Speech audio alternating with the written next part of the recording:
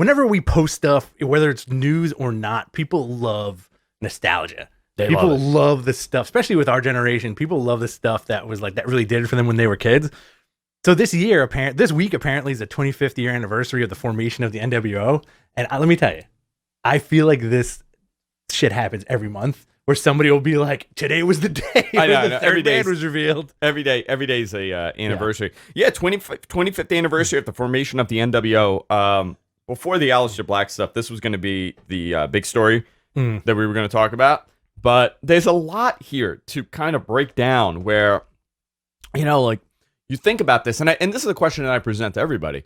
If it didn't happen, if that concept never happened, right? Hall and Nash still go to WCW, but they do their own individual thing. Maybe they do a tag team thing, but it doesn't become the NWO, this juggernaut that propelled pro wrestling in the 90s. Right. What would the evolution of pro wrestling been? I think something else would have taken its place. I don't know, like whatever took its place would be equally as big, but who's to say what that was? Maybe Hogan starts carrying a pistol or something. Let me shoot something, brother. I'm shooting. I'm shooting. Observe this, Dave, and just takes it out. Boom, boom. I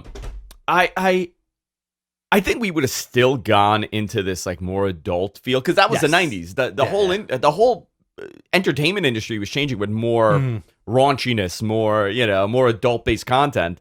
Yeah. I think we would have seen that change, but I don't think wrestling would have propelled into this hot commodity. Like the whole, think about it, like the whole Austin thing. Yeah. Derived from needing to do something like this. I think so. I think it was like the competition breeds innovation, and I think that's what a lot of this era in pro wrestling was.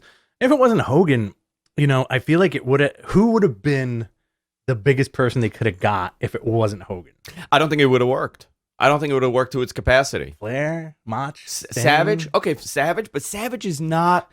Savage is already you too look cartoony. At him, he's too cartoony, too much of a crazy person. Let me preface that by saying Hogan, super cartoony. Like Nash and Hall played the cool guys. But Hogan came in. It's Captain America. Yeah. You know what it was? Yeah. It was Captain America taking his shirt off, and he has a hammer and a chisel, like a Hydra. He's the Hydra. Neck behind, behind him. He's a communist sympathizer. I mean, it's such a straight out of the, like, if you think about it, the ultimate good guy got poisoned. Yeah. By money and success. Hollywood, baby. Hollywood. I mean, it was so. I remember watching it. Because I had an older cousin that like knew something was going to happen. Yeah. So my cousin was like, hey, listen, something big's happened. I mean, I was old enough to know, but I wasn't like following the forums in 96, And like Heenan, when Hogan came out, I was like, oh crap, he's going to be the bad guy. And then Heenan telling me that it might be Hogan, right? Right. Hogan's the outsider. I was like, oh, it's definitely not. It's Luger or it's Sting. Like I remember thinking that. And Hogan just does that leg drop. And, Hogan gets so much crap for his in-ring ability. Yeah. But his timing is impeccable. His timing is impeccable. Do you think he's the guy who is the most, who can say, no, brother, this is the pace we're working? Yeah. Because there's a story that Kevin Nash told where like Kevin Nash was trying to do all this shit. Great story. And Hogan gets him in a headlock and goes, listen, we got him already. We got their money already. Slow down. We don't got to do anything, Especially if you're in front of like 20,000 people in an arena and you're the main event and you're Hogan, you can walk out there and look at Rock Hogan, perfect example. Yeah. Nothing happened for the first 5 minutes.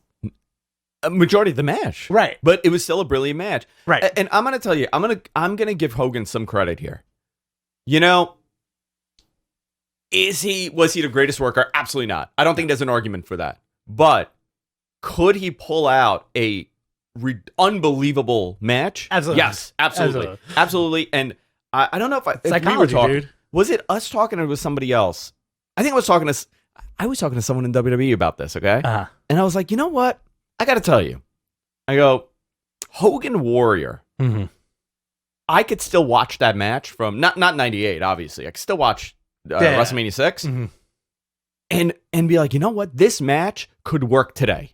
That match, if it was a WrestleMania today, that is that match that could work by today. And there's not too many Hogan matches that you could do that to, But start watching those like big mega Hogan matches, like the last 10 years of his career, 15 years of his career, like the Rock era matches. I can't remember him having a terrible match. Oh, dude, like the Randy Orton match wasn't great. The Shawn one, I love that match. You know what? It is polarizing, that match, but it was fun. Yes, I know Shawn was trying to stick it to him, but it was still fun. Yeah. I don't think you could really look at those matches and be like, "Oh, Hogan was terrible." He's not a worker by today's standards. Yeah. But as a big man, people forget this guy was 6'6", 6'7", right? How tall is this guy? He was 6'8". He's 6'8". He's a big dude. I mean, whatever real height he is, I don't know. Well, that's the thing too. Like Hall and Nash, circling back to the NWO thing. Like Hall and Nash are also big dudes. Like Nash is like what, like legit, like 6'11". Nash, yeah, he's a big dude.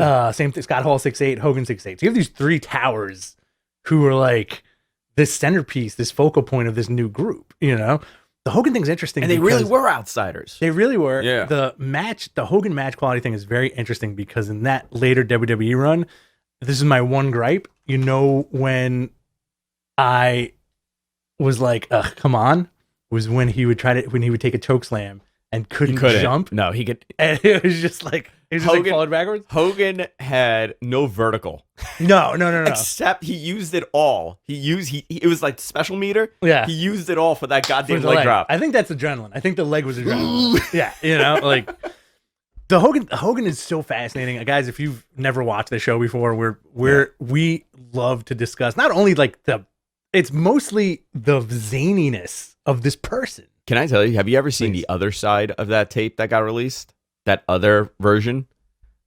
Where he's just in his jammies and he's doing leg drops on the bed? No. That's all. It was like 25 minutes of that. That's how he gets ready instead of like him in like a nightcap. Yeah. He's like a sleeping cap and like like an old school PJ set, like with the buttons and everything. He's just doing leg drops. He's looking like Scrooge. Oh, look at these leg drops, brother. Do you think that he thought that whole sex video was a dream? It's a work, brother. Like it was like Christmas Carol. I mean, not poor guy, but I mean, it's still a crappy thing that his buddy recorded him banging his wife. I mean, ridiculous. What absurdity. The whole thing. If I turn around and was like, hey man, call me Bubba the Love Sponge. Don't trust me. Don't trust that guy, Yeah. A guy named Bubba the Love Sponge. Right. Like, don't trust that guy, He, but the whole thing, I mean, his comments on that tape are absurd. The fact that tape exists is absurd. The way that tape got filmed and released and who he was sleeping. I mean, the whole thing is, my God, what a storyline. Ridiculously unbelievable. So, let's see. Where are we now? We're still on Hogan. Guys, quick. So, who do you think could have worked? Now that we've been doing the show for 10 years or whatever. Now that and I feel like this is something that we always come back to. And at this point, I'm of the opinion that it would have had to have been somebody huge from another company. I don't think that could have been anybody else. Well, who was main eventing WWE at the time? WWF at the time. Who's main eventing? It was them, right? Brett. You know what? Brett. But it wouldn't have worked. It would not have worked. You don't think that would have been like a huge coup, or do you think Brett would have been too serious about it? I think Brett would have been too serious about it. Okay. Shawn would have worked, but I don't think it would have had the impact because remember, Shawn was a bad guy. I think that would have been, if it was Shawn Michaels, I think it would have been the most wild thing on the planet, right? Because these guys got carte blanche to do whatever they wanted.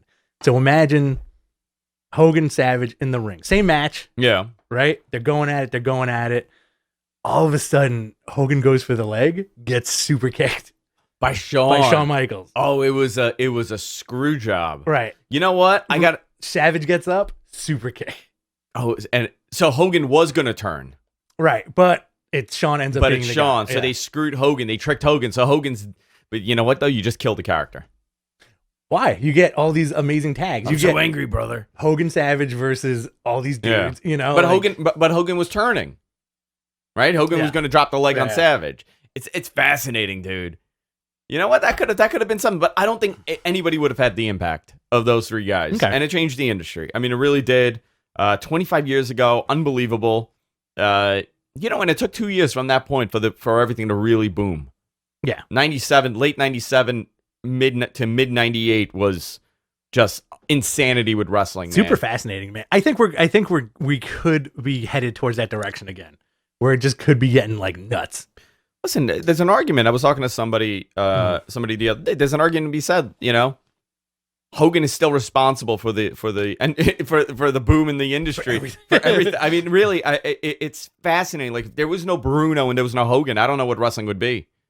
Definitely Mount Rushmore, right? Really? Really. I think wrestling would have still been the same. I think it would have the same as like it was pre that and post that, But for some reason, like, this guy just like attracted like millions and millions of people and crossed over and like very wild, big personality, big dude. Nobody saw muscles like that on a guy. Bodybuilding wasn't as popular, right? Yeah, movie stars weren't jacked. Movie stars weren't jacked. Yeah, fitness wasn't as popular. Yeah, healthy body. Right. Your most jacked movie star in the 80s at that time was probably Arnold, maybe Stallone. Probably, yeah. So like people were still like, wow, look at that. Hey guys, thanks for checking out Matman Clips. If you want to listen to a full episode of the show, click on one of the links below and be sure to subscribe to us here on YouTube and of course everywhere podcasts are available.